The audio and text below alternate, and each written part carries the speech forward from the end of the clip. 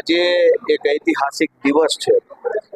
ગુજરાતની વિધાનસભાની અંદર ખેડૂતો, ખેતમજૂરો, માલધારીઓ, રત્ન કલાકારો, વેપારીઓ અને ગરીબ માણસની સરકાર બને એ માટે ભેસાણ ખાતે આજે સરકાર બનાવવાનું ખાતમુહૂર્ત કરવામાં આવ્યું છે। આજે અહીંયા આમ આદમી પાર્ટી દ્વારા ભેસાણ ભવન ખોલવામાં આવ્યું છે।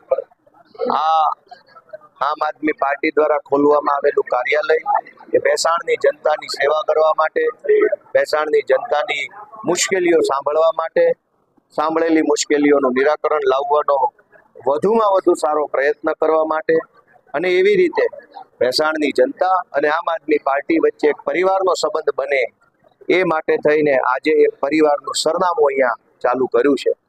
આ ભેસાણ ભવન કાર્યાલયના શુભારંભ પ્રસંગે ભેસાણ વિસ્તારના અલગ અલગ ગામોમાંથી અનેક મહાનુભાવો, આગેવાનો, સામાજિક વ્યક્તિઓ, આમ આદમી પાર્ટીના કાર્યકર્તાઓ, અમારા માનનીય નેતા માનની શ્રી ઈશુદાનભાઈ ગઢવી, માનની મનોજભાઈ, સૌએ બહોળી ઉપસ્થિતિ રહી અને આ સરકાર બનાવવાનું ખાતમુહૂર્ત અને ભેસાણની જનતાના પ્રશ્નોને વાચા આપવાનું ઠેકાણું એટલે કે ભેસાણ ભવનના ઓપનિંગમાં હાજરી આપી છે।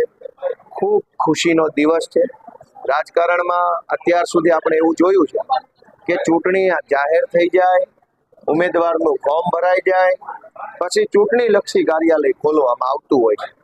અમે એક નવો ચીલો ચાતર્યો છે, કેમ કે અમે નવા વિચારો ધરાવતી પાર્ટી છીએ।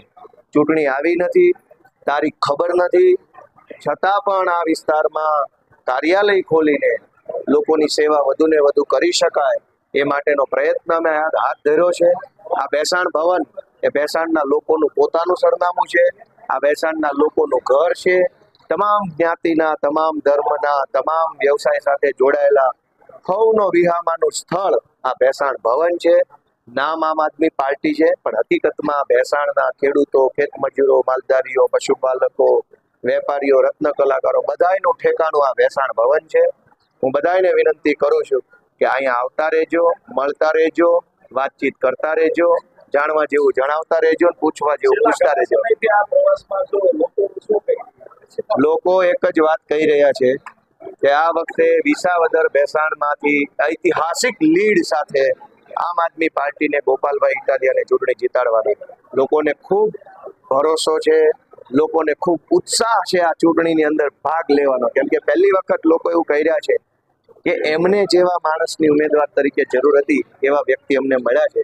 લોકો ખૂબ ઉત્સાહમાં છે, ચૂંટણીની કાગડોળે રાહ જોઈ રહ્યા છે।